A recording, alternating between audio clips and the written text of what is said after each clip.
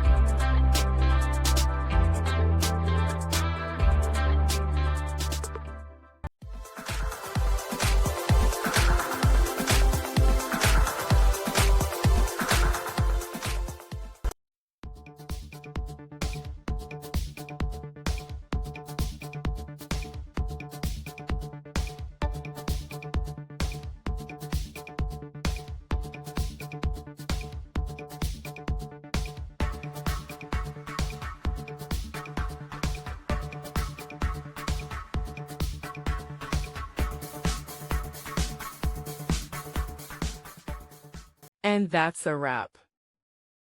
I hope you found the answer you were looking for. If you did, take a second to hit that subscribe button. It really helps out.